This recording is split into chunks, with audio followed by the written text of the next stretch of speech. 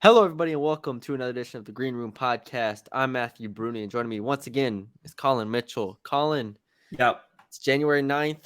We are doing this after the Georgia Bulldogs beat TCU 65-7 in the national championship game.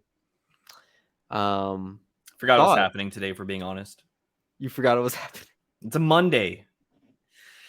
You think they should play it on Saturday? I think they should just not play on the day that everyone dreads. Here's my question to you, Colin. Okay. The Detroit Lions Mm. were so close to making the playoffs Yep. yesterday. Yep. And I didn't watch any of it. Mm-hmm. But the Seahawks ended up winning, Mm-hmm. and that eliminated y'all. And then y'all beat the Packers. And if the Packers would have won, then they would have made it. Correct. But because we beat the Packers, the Seahawks got into the playoffs. Yes, exactly. Yeah. So y'all Yeah. kind of beat the Packers out of spite.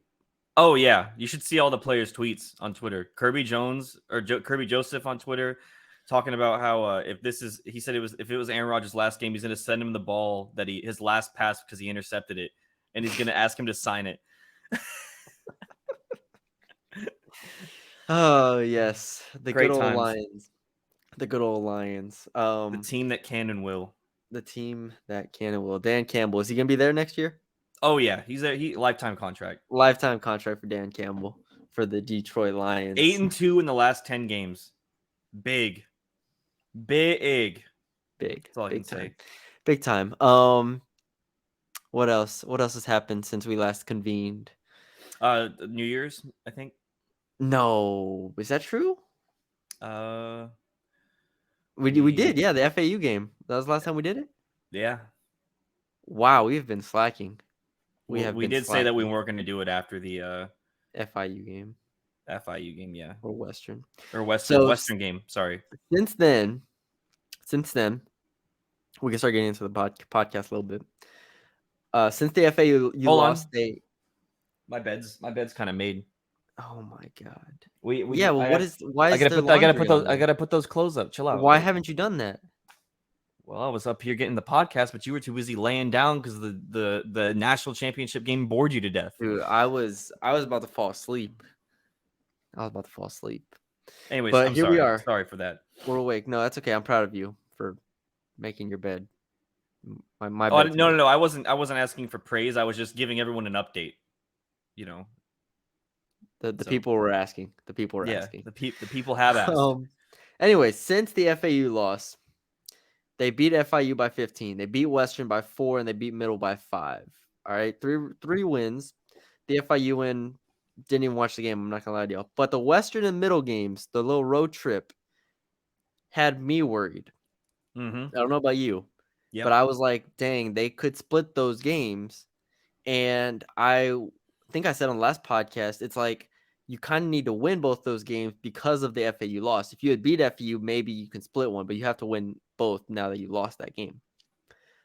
And what do? They go and beat Western Kentucky pretty thoroughly. They start off the game up, 19-2, something like that? Yeah, something stupid crazy. Western fights back, makes it a game. North Texas closed it out at the end. The opposite happened against Middle Tennessee. They go down, what was it, 37-18? It was 35-16 with 6 minutes left. There you go, 35-16. And they storm back and hold Middle to 14 points in the second half. And just completely... Not in the second half. The last 26 minutes of the game. Oh, yeah, because they didn't score in the last 6 minutes of the first half. Yeah. So anyways, just completely put the stranglehold on them. End up winning the game 56-51. We can talk big picture later, but I think we could keep talking like a little bit more granular level. Did these games do anything for you? Did they change your perception at all of any player, any? I mean, the thing that I think we learned the last 2 games is that Tyler Perry is going to have to do exactly what he did last year for this team to win games. We kind of saw in the Western game when Western started storming back, and they needed somebody to come back and bail them out. Not bail out, I wouldn't say, but to keep them afloat. And Tyler Perry did that. And then Middle, obviously he didn't have his crazy scoring that he normally does. He only had 11 points, but he hit some big shots in that game early. It's when they were needed. I mean, this team had 16 points through the first 14 minutes of the game. And, I think half of them were his. And that's just the thing. He's the leader from a scoring perspective, but also just his heart, because that kept him in the game. I mean, they don't come back if they weren't built the way Grant does it, the way Tyler, who's a vet now, does it.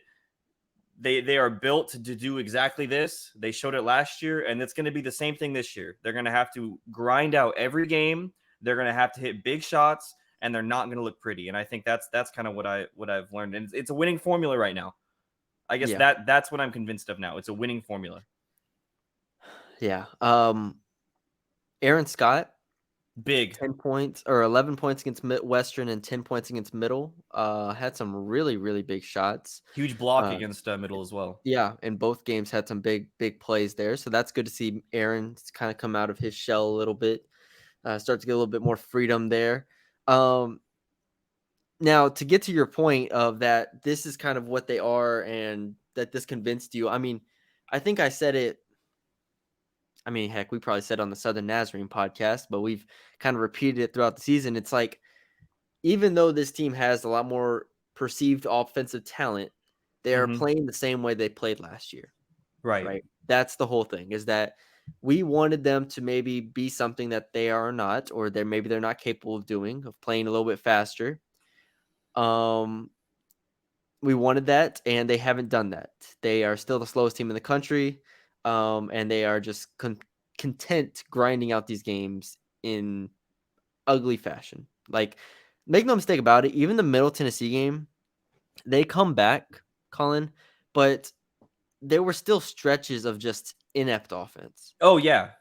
Absolutely. Porous offensive possessions with turnovers and everything. Shot clock violations. Yeah, 14 turnovers. So yeah, and the thing is it's not just that it's 14 turnovers. It's the fact that there's probably like 55 possessions in their games. I'm just guesstimating, but there's like not a lot of possessions in their game, so every turnover is like amplified. It takes 30 seconds off the clock, but it's amplified. So it's still a pain to watch these guys offensively, if I'm being completely honest with you.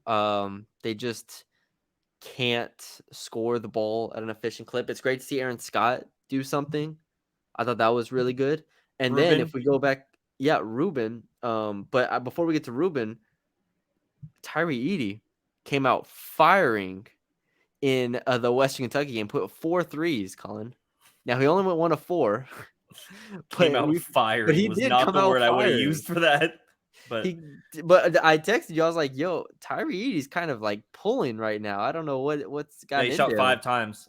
Yeah, shot 5 times. But again, that's a game where they shot 11 of 26 from 3, and that's 42%. So if they can do that more often, that's a positive. But then they come back in the next game and go 5 of 19 from 3.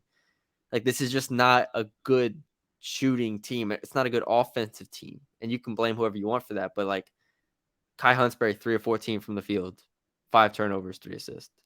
Like, there was talk on social media.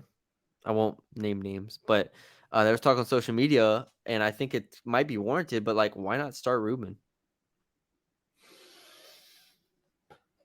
I think that would cause a rift with certain things. I mean, you bring Kai in, and I'm assuming you give him the promise of, hey, you're going to be our focal point. I mean, he still shot 14 times, It's not like they're telling him to stop shooting. So you can't do that unless you're fully sure that he's not going to be able to live up to what everyone thought he did, because he went 1 of 7 from 3, again, as they've been in the past, a lot of them were open. So, I mean, if they truly believe in him that he can hit them, then I don't care if he starts, as long as they win games. Now, if it becomes an issue where he's holding the ball at the end of a game and not letting Tyler get it into his hands or passing up a better player, something like that, and they lose the game because of it, then obviously, start Ruben in my eyes. But he hasn't done anything egregious outside of just missing open shots that I think, okay, start Ruben. Because I think Ruben right now, he's kind of, he's the reason why the bench is doing well. I mean, I think tonight was his best game so far. I mean, you might be able to correct me on that in terms of what I've watched, at least. I felt like he, the alley-oop that he had, Yeah. I was like glad he's moving. I guess last game too, Western Kentucky, he ran in transition. I mean, he's just showing things that he was showing us his first year when we saw him before his injury. And I think that'll improve. Now, like I said, if Kai continues to do this and they have to pull the plug on him, then yeah. But I don't think you can do that to Kai right now. You are correct. The 13 points is his season high this year. Last year he had 13 or more points a lot, like 6 or 7 times. I'm looking at it now. My problem is I think you're right, so I will agree. I don't think you need to do that yet. But the problem to me is also that I think Ruben's like hitting his stride a little bit more. He's getting more comfortable. Still, if you look at the overall big picture of this season, like their stats aren't that different. Like like Kai is 22% from 3. Ruben is 17% from 3. Like neither one is shooting the ball worth a damn right now at all. Now, again, the difference could be Ruben is shooting 53% from 2, Kai shooting 41% from 2. So that's like where you start seeing some differences. Ruben has a higher turnover percentage. Kai has a higher assist rate. So it's just like pick your poison, whoever you want. At the end of the day, those guys are not going to determine what this team can do because this team has already decided that they don't care about offense. Yeah. Like it's not. And it sounds bad to say that, Colin. Well, I don't. Yes, it sounds bad, but I think they had to if they want to win. Like what would the other option? The other option would have been to continue doing the new quote unquote offensive philosophy that we were waiting for, right? Run with the ball, higher pace. But if they're still coming up with the same statistics, you're going to be losing games that way. You're not going to be winning games. So I think they made a decision. Hey, let's not have growing pains. We still want to win a championship. If someone ends up catching their stride, then yeah, that's great. But let's not try to force something and make it to where we have a possibility of losing games when we're still in prime position to win the conference. I see what you're saying. You're partially saying if it's not broke, don't fix it. But you're also saying this team might just not be good enough offensively to do that. Yeah, like it's not. No one is instantly going to come in and just become. This team isn't just going to become an offensive juggernaut because Kai Huntsberry is on the team. You know what I mean? Like they can't just instantly go, all right, let's run, guys. Let's raise the pace to middle of the pack in the nation or whatever. I don't know if they tried it in practice, but there was at some point where they said, okay, this isn't going to work. We're not going to try to make it work and lose more games. We'd much rather just do what we did last year. And if something happens, then we'll be like, all right, great. It's just cherry on top. But they believe that they could do this with this. They believe they can win games with the personnel they have and the way they were playing. And it's working.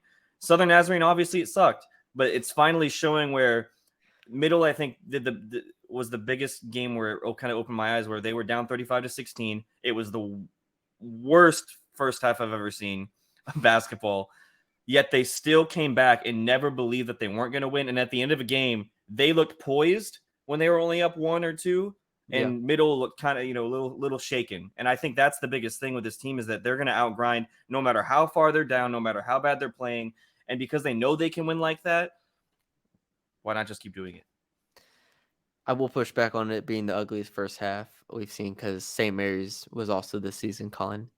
Do you remember that? I forgot about St. Mary's. No. It's so long ago. The score at halftime in that game? I'm looking at it right now. 34-12. 34-12, yeah. 3 points in the first 10 minutes. Okay, sorry. Ugliest half of a game where I expected them to win. How's that? But anyways, yes, I think you're right. I think they've kind of just defaulted to this, and it's not a bad thing. Like seriously, they are ranked 20th in defense right now in the country. Last year, they ended the season ranked 22nd in defense in the country. Like last year, they were 116th in offense. This year, they're 107th in offense. They're just doing it in different ways. And one thing that I noticed as I was watching the game, and the stats obviously back this up, is one of the biggest reasons that they're actually a decent offense, even though they're not shooting the ball worth a damn. Like they're still 314th in 2-point percentage and shooting the ball like 33% from 3. Like it's not good. Yeah. Their free throw attempt rate is middle of the pack in the country, or like top third in the country. So 33%. It's pretty good. And this year, Colin, they're making their free throws. Yep. They're 75% from the free throw line this year. Yep. That is the biggest difference. And I'm not even because what did they shoot against Middle? Let me see. Against Middle, they 13 were of 15. Yep. 13 of 15 against Middle, and 13 of 16 against Western. Like, that's the difference. And it might not feel like a big difference, like going 10 of 16 to 13 of 16. But obviously, when you're playing these low possession games, every single point matters. Yep. And that's a huge difference. To me, that's something I noticed and I wanted to mention on the podcast because, like, if you're just looking at them, you're like, they're 300th in effective field goal percentage. How are they the 107th ranked offense? And I'm going off KenPom right now for their adjusted efficiency number, which also takes into account competition and stuff like that. It's offensive rebounding. They're making their free throws, and they're not turning the ball over at an incredibly high rate. So, or at least not giving the ball away on steals. So, yeah, it's an interesting situation there. All right, they're now 4-1, Colin. Yep. We got La Tech and FAU this week. Yep. If La Tech on Wednesday at home, and FAU on Saturday on the road, and then they have FIU later that on Monday, on the following Monday, so a week from now. So over the next 7 days, they have those 3 games. Do they need to win all 3? Oh, yeah. I think at this point, you've shown that you have to. And why do they need to win all 3? Well, we saw UAB lose against FIU. You are now head-to-head with FAU for conference in terms of, obviously, FAU's undefeated, but you have to catch back up to them because FAU's not showing that they're going to lose anytime soon. Not only that, with UAB losing and FAU continuing to show that they might be the better team, you still kind of have the chance for an at-large bid if you're able to win out. Yeah. And obviously, that's a low percent chance of happening. But we thought that dream died with the FAU loss because we thought UAB was going to be a lot better. We thought Western was going to be a lot better. And it turns out those teams aren't as good as we thought they were going to be to this point in the season. So, listen, you got to win every game, in my opinion, because 1, they've shown they can do it. And 2, FAU is the only team in conference that I think is on equal terms with North Texas. Obviously, Middle is really good, but they were the better team at the end of the day. Western, we saw how bad they were at the start of that game. You have to win against the best team in the conference, and I think that FAU is that team. And also, I will maintain that regular season championships mean more than conference championships, even though you mean like the tournament, right? Yeah. I'm sorry.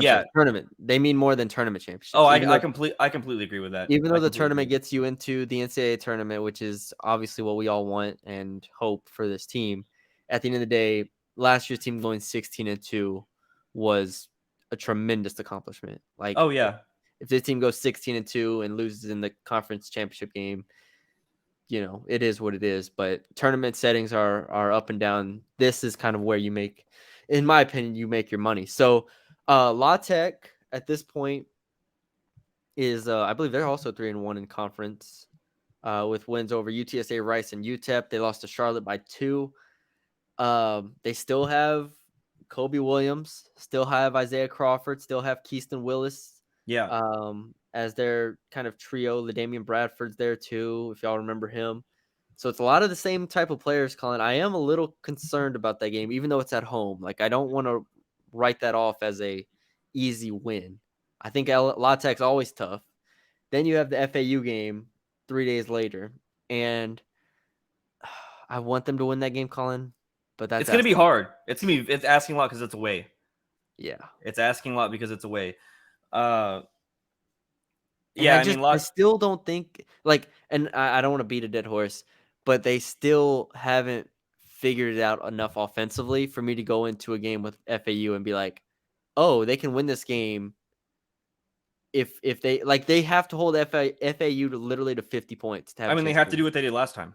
They have to do what they did last time, and because they can't score over 55 points against a good team. Right. Like, they can't. They literally are incapable of doing that. Like, Grand Canyon and UMass, like, yeah, you can hold those up. They scored 60 and 58 in those games. Cool. San Jose State, they scored 69 in that game. Fresno State, 61 in that game. Cool. It's very clear to me that FAU, the FAU game was like, oh, these guys are legitimately like probably more talented than us. We're going to just suffocate this game and Yeah, hope we hold on at the end. And because they weren't able to hold on. they put up 85 against Florida Gulf Coast, and then a couple games later, they put up 80 and then 70 basically. They play North Texas, only score 50. Then they go to UAB, score 88, and then they go to Charlotte and score 71. Yeah. So, I mean, what I talk about, what's going to break, and obviously North Texas did exactly what they wanted to do. They just couldn't have the offense to win that game. I don't know if you can do that a second time in a row. I don't know either.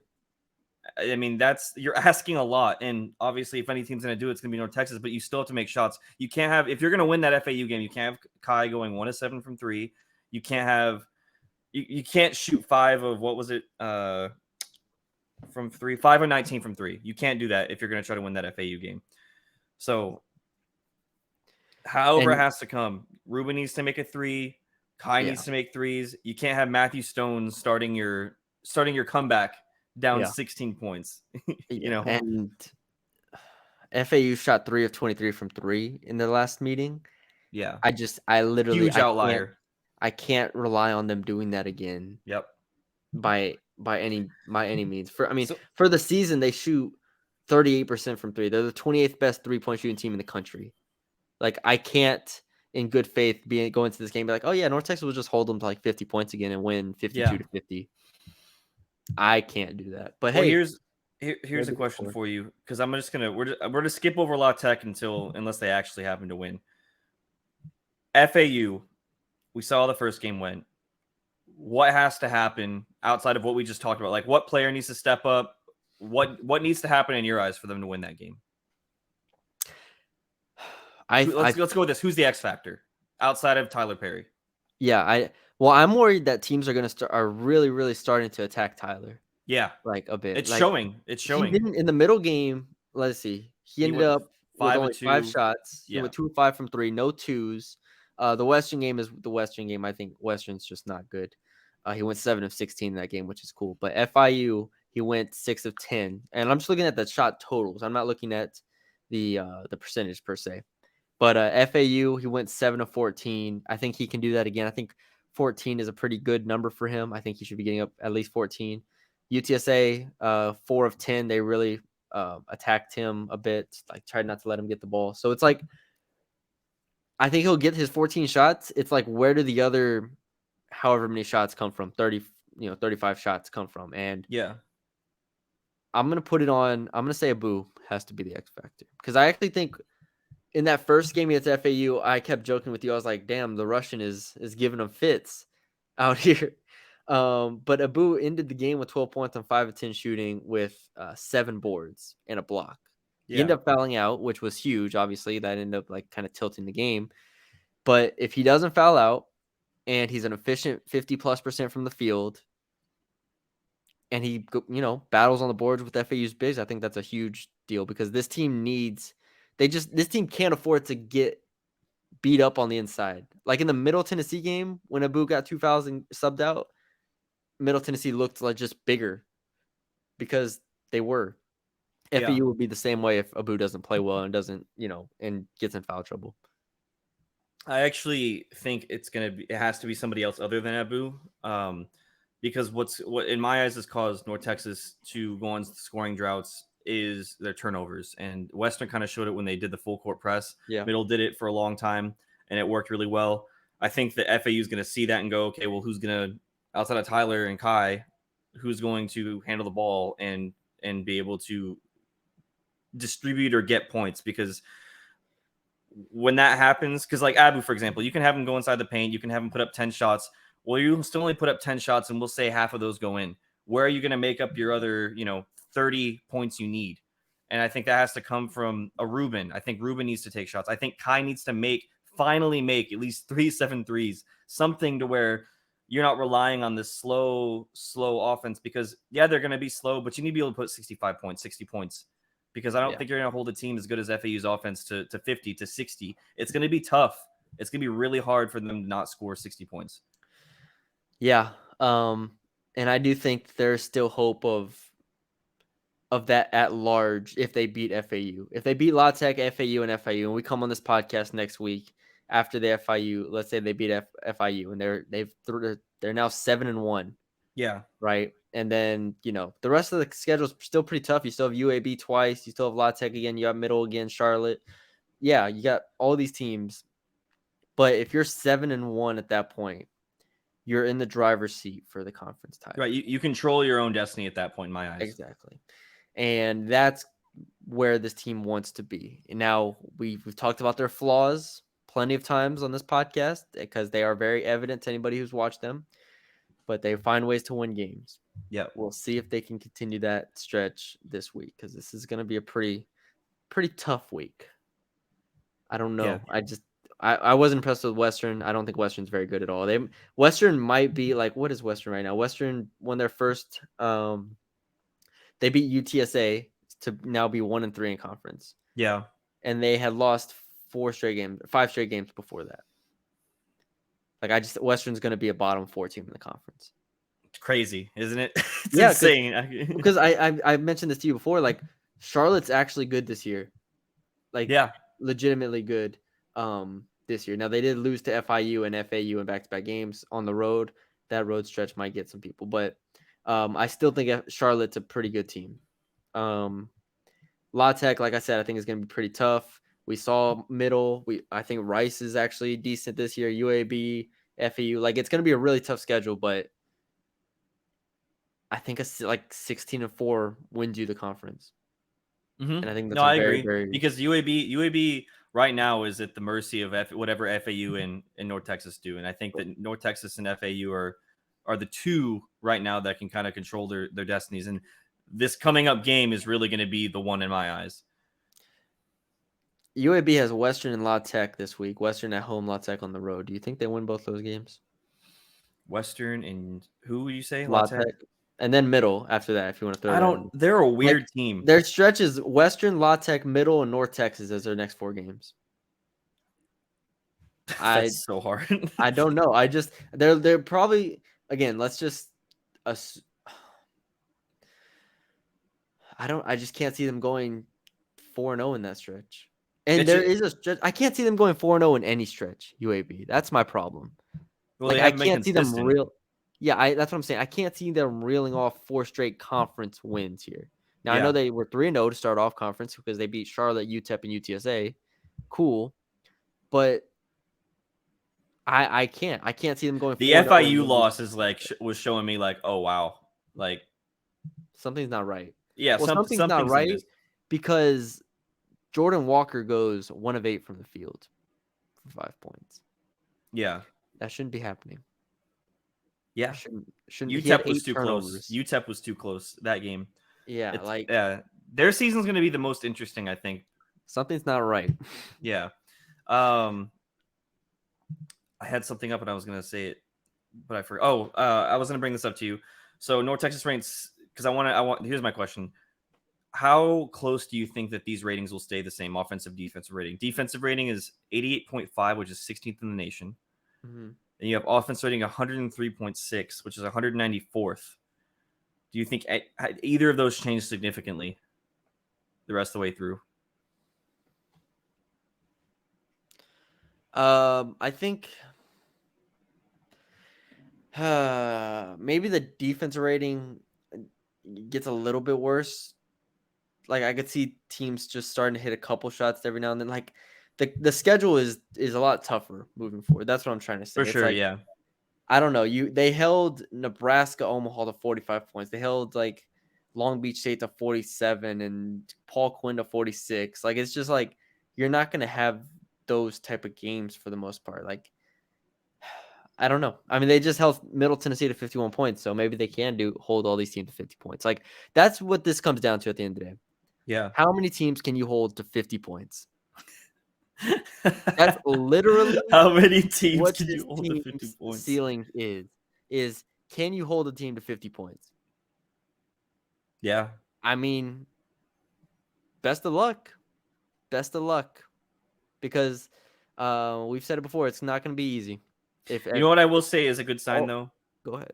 is that they get everyone's best shot and they're still able to score against the teams that are in the bottom half of the conference. So we talk about FIU, they scored 72 points. We talk about UTSA, they scored 78 points. They got FAU's best shot despite them not scoring. They lose that game. They get Western's best shot. They still win that game. And then tonight, or I guess 2 nights ago, they play Middle. They get their best shot and they come back and win that game. So I think that's a very good thing to see, is that they're able to score, somewhat against the teams that are in the bottom half, and they get everyone's best shot every time. So that at least is where our baseline is. Everyone's best shot. You're not getting anyone on an off night, and I think that that's important as well. Yeah. I mean, they win games. They win games. You cannot hate the player. If anything, you can hate the game. But we'll see. They're 56th in KenPom right now. They are 38th in the net rating right now. For what it's worth, I think FAU is like 11th, or they're 13th in the net rating.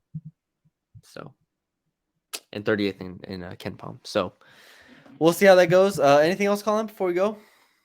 I want to ask you a dumb question, but I'll ask. I'll ask it. If they went out, or sorry, how many games in a row would it take for North Texas to get ranked? 1, 2, 3, 4, 5, 6, 7. You kind of the rest of the conference games. I think if they win 10 straight games from here, 1, 2, 3, 4, 5, 6, 7, 8, 9, 10. 10 would be beating UAB twice. So then they would have the big wins. 10 wins in a row from here would be beating FAU and beating UAB twice. I think that would do it. And the record would be what? Because I don't know how many wins they would be 23-3. Sheesh. And 14-1. 14-1. That'd be crazy. Look, FAU is not even getting ranked right now. FAU is like still in the receiving votes category right now, and FAU is 14. They've lost one game. Yeah, they're 14-1, and they're 4-0 in conference. Like, it doesn't. No, I was just curious. That's all. It doesn't happen. Somehow LSU is still receiving votes too. Like, I don't know what to tell you. But yeah, 10 in a row. There you go. All right, Colin. Any crazy stories or anything you want to share? No, actually. No. What? Actually, yeah. It's funny. We golfed this last weekend. Yeah. Went out. We're on the tee box, and we see these guys in front of us driving toward us with a cart, and they're looking for their ball and they can't find it. And all of a sudden, I'm talking, and one of our friends goes, "Oh my God." And I look over, and this cart is flipping into a sand trap. It flips into the sand trap. And I'm like, dang, are these dudes okay? So like, I'm like, we're like running over, and somebody took a cart, but I ran, had to get the extra calories out of me. Yeah. We get over there, and we go, "Is everyone okay?" And they're like, "Yeah." They have beer spilled all over the bunker, just everywhere. And we go, "How'd you guys do that?" And they go, "We just didn't see it. This bunker is like literally like at least 20 yards long and like 30 yards wide. Like this thing's huge." And they just go, "We just didn't see it, man." And I'm like, one, you drove that way. You had to have seen it on the way there, right? And they drove back and just flipped the cart.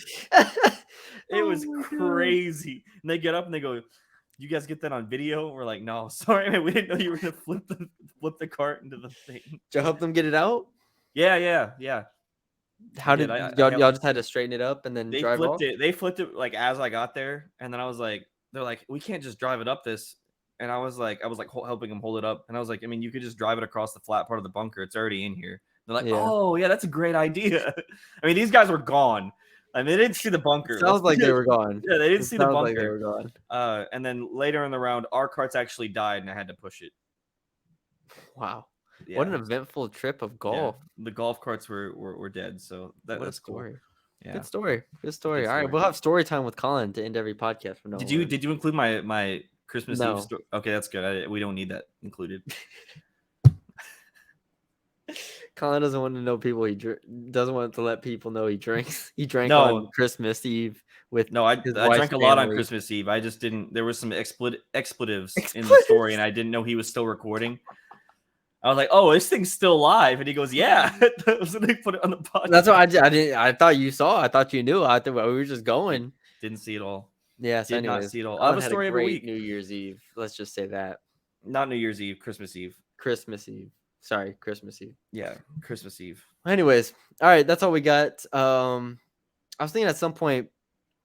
No, I don't know. I want to do a football podcast, but I don't know if I want to have a writer on, or I don't know if I want to get a coach on, or I think maybe we have get to try to Patrick get a coach Cobbs on. on. I think we have to get coach on. You want me to email to get Patrick Cobbs on, or you want to try to get more? No, I think you gotta get the big fella. Big E. You gotta get Big E, Big EM. Big EM. Okay. Yeah. I'll send some emails. All right. I can send some texts. They work better. Emails mean you don't have connections. You're right. I'll send some texts. Yeah, thank you. I'll make some calls. Yeah, make some calls. There you go. Make some calls. There you go. See what we can do. But all right, that's it. I'm going to sleep. It's early. Everybody, it's 11, Colin. Some of us don't go to sleep at 4 a.m. All right. We hope you all enjoyed the podcast. Leave us a 5-star rating and a review wherever you're listening. Subscribe to the channel. Follow us on Twitter at @MatthewBrune_ and at Colin Mitchell, or at CJH Mitchell. Sorry. Follow us on Facebook right there. If Colin even posts to Facebook anymore. I have. Good job. And follow us on Spotify, The Green Room Podcast, or just The Green Room, whatever it's called. But yeah, we appreciate y'all for joining us. We will talk to y'all later.